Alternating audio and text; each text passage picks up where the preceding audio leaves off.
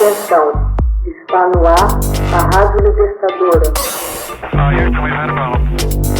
have a dream.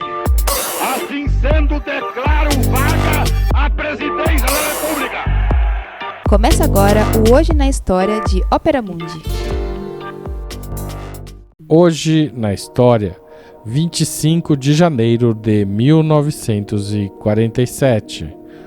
O gangster norte-americano Al Capone morre aos 48 anos.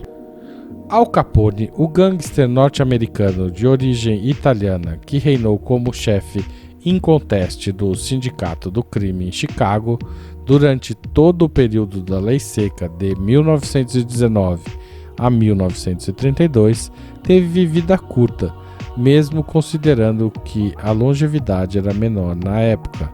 Corroído por uma sífilis maltratada e sofrendo de paralisia, ele morreu aos 48 anos no dia 25 de janeiro de 1947. Nascido Alphonse Gabriel Capone, Al Capone começou sua carreira no Brooklyn, em Nova York, onde nasceu, antes de se mudar para Chicago e se converter na figura do crime mais importante na cidade.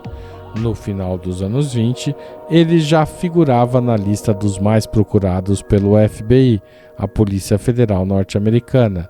Sua queda se deu nos anos 30, quando foi preso por sonegação de impostos. A família Capone migrou da Itália para Nova York em 1894, fixando residência no sul do Brooklyn.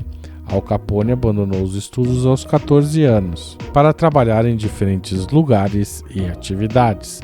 Nessa época, conheceu o gangster Johnny Torrio, que virou o seu mentor. Torrio introduziu o jovem Capone na cena do crime, integrando-o em distintos bandos juvenis, o mais famoso deles chamado a Gangue 5 Pontos, a mais perigosa daquele tempo. Pouco depois, Al Capone se converteria em guarda-costas do mafioso Frank Yale, que encomendava a ele tarefas como extorquir comerciantes em troca de proteção. Certa noite, no clube noturno de seu chefe, o Yales, Capone se embebedou e insultou uma das moças que ali trabalhava. O irmão dela, Frank Galluccio, tomou as dores e, em meio à briga, sacou uma navalha. Ele rasgou por 3 vezes a cara de Capone. As cicatrizes renderiam a ele um outro apelido, Scarface. Al Capone ainda trabalhava para Frank Yale quando, acusado de 2 assassinatos, foi enviado a Chicago em 1919, passando a agir sob as ordens de James Big Jim Colosimo, rei do tráfico até então.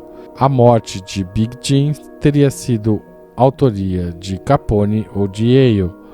Torrio entregou a Capone, já nos anos 20, a chefia do bando dedicado à exploração do lenocínio, a cafetinagem, do jogo ilegal e, o mais importante, do tráfico de bebidas.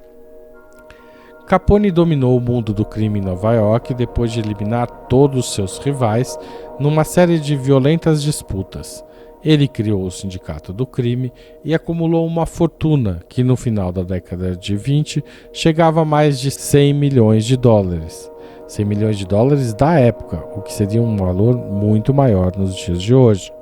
Apesar de levar a cabo seus negócios por intermédio de testas de ferro e não havendo registros que o relacionassem com os lucros, novas leis promulgadas permitiram que o governo norte-americano o processasse e o condenasse por sonegação de impostos. Perseguido por Eliot Ness e seus agentes, conhecidos como os Intocáveis, e levado às barras do tribunal, Al Capone foi considerado culpado em 5 das 23 acusações que recebeu e foi sentenciado a 11 anos de prisão. Levado a um cárcere em Atlanta em 1932, não deixou de controlar seus negócios da prisão. Diante disso, foi removido para a prisão de Alcatraz em 1934, sendo vigiado estritamente e privado de qualquer contato com o mundo exterior.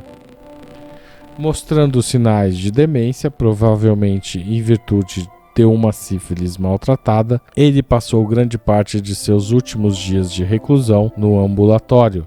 Foi finalmente libertado em 16 de novembro de 1939 e morreu pouco mais de 7 anos depois. Hoje na História, texto original de Max Altman, locução de Haroldo Cerávulo Cereza, gravação e edição de Laila Manoeli. Você já fez uma assinatura solidária de Opera Mundi? Com 60 centavos por dia, você ajuda a manter a imprensa independente e combativa. Acesse www.operamundi.com.br/apoio.